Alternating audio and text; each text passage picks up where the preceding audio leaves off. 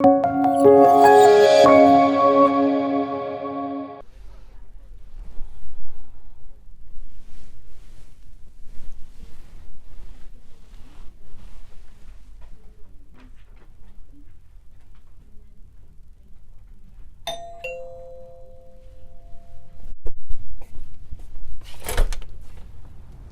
Hi there. How are you? I'm doing great. How are you? Good. Thanks for having us. Thanks for coming. I'm Lauren Brunk, and you're at Brunk Auctions. Why don't you come on in? Yeah, thank you. We're really excited to learn some tips and tricks of the trade from the professionals. Well, we're glad you're here. Why don't you come on in, and Great. We'll get started. We'll dive right in. Thanks.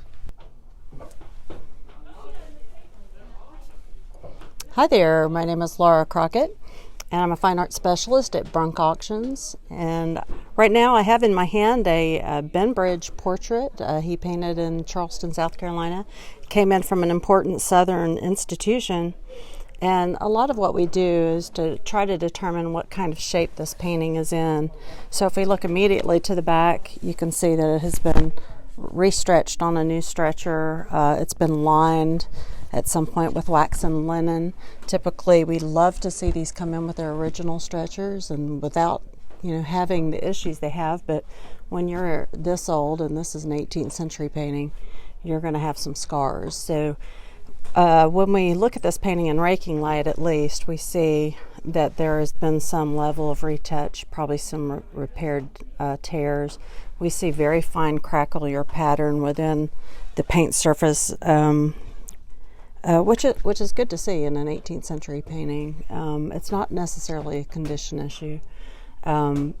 So part of the evaluation would be to blacklight this painting to see how much retouch this portrait has had, and we know that it has had some in these areas. There's some here. There's a lot in the background, and then there's some areas that are fairly untouched, like in the fingers where you can see that fine cracklier.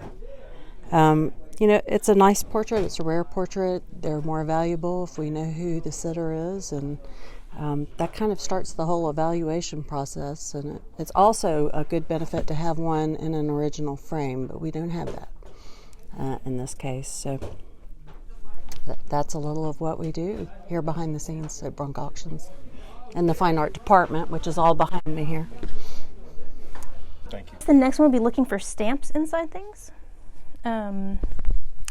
So these three little frogs all look fairly similar. Similar eyes and gold, but on the back of them, if you look carefully, some of them have stamps. That one's got a hand-inscribed 14 karat, which sometimes you can trust and sometimes you have to test the gold anyway.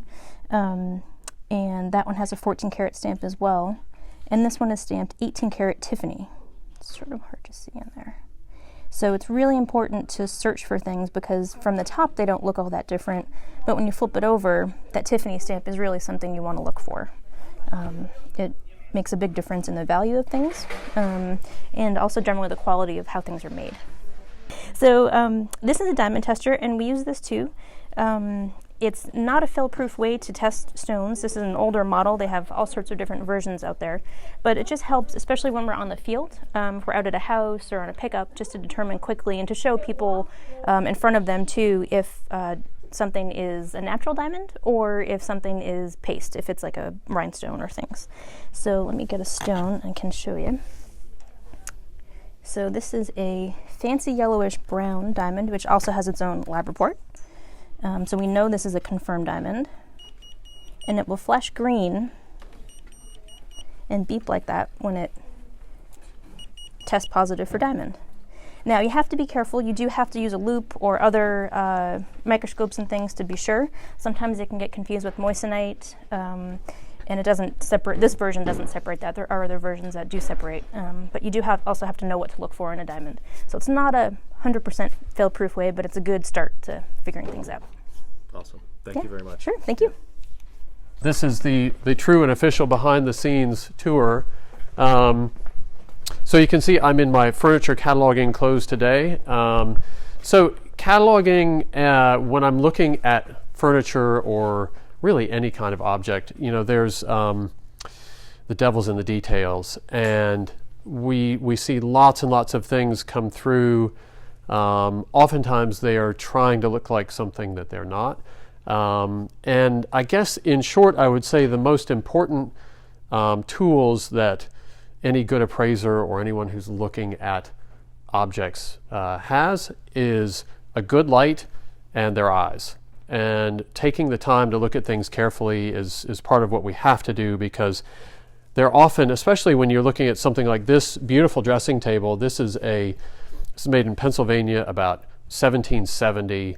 It's an absolutely beautiful example of what we call very loosely Chippendale, being made in Pennsylvania. But look at the beautiful figuring in the walnut veneers and the solid walnut on here.